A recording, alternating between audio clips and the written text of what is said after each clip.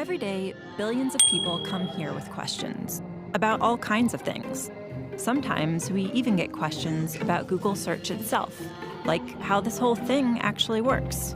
And while this is a subject entire books have been written about, there's a good chance you're in the market for something a little more concise. So let's say it's getting close to dinner and you want a recipe for lasagna. You've probably seen this before, but let's go a little deeper. Since the beginning, back when the homepage looked like this, Google has been continuously mapping the web, hundreds of billions of pages, to create something called an index. Think of it as the giant library we look through whenever you do a search for lasagna or anything else. Now, the word lasagna shows up a lot on the web. Pages about the history of lasagna, articles by scientists whose last name happened to be lasagna, stuff other people might be looking for. But if you're hungry, randomly clicking through millions of links is no fun. This is where Google's ranking algorithms come into play. First, they try to understand what you're looking for, so they can be helpful even if you don't know exactly the right words to use or if your spelling is a little off. Then they sift through millions of possible matches in the index and automatically assemble a page that tries to put the most relevant information up top for you to choose from. Okay, now we have some results. But how did the algorithms actually decide what made it onto the first page? There are hundreds of factors that go into ranking search results, so let's talk about a few of them.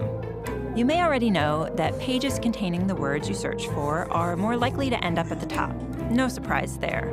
But the location of those words, like in the page's title or in an image's caption, those are factors too.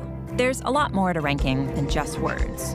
Back when Google got started, we looked at how pages linked to each other to better understand what pages were about and how important and trustworthy they seemed.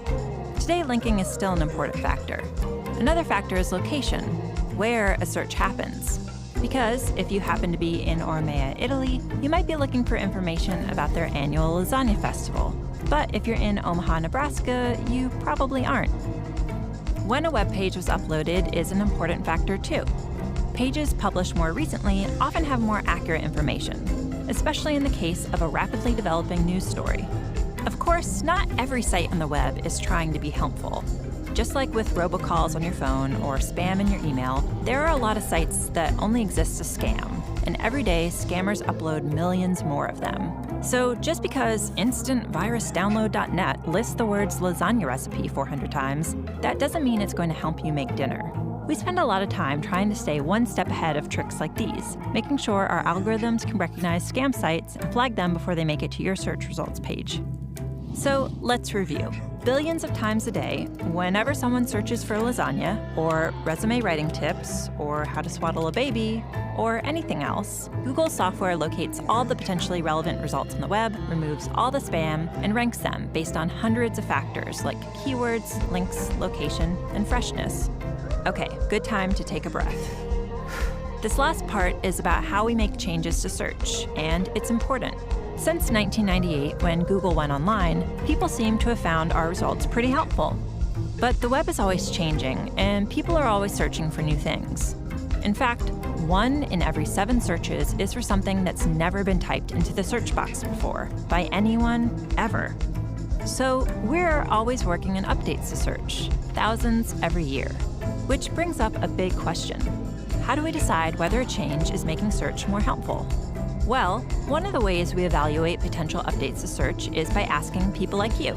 Every day, thousands of search quality raters look at samples of search results side by side, then give feedback about the relevance and reliability of the information.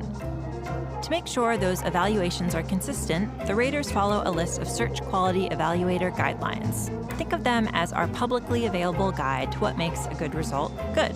Oh, and one last thing to remember. We use responses from raters to evaluate changes, but they don't directly impact how search results are ranked. So there you have it.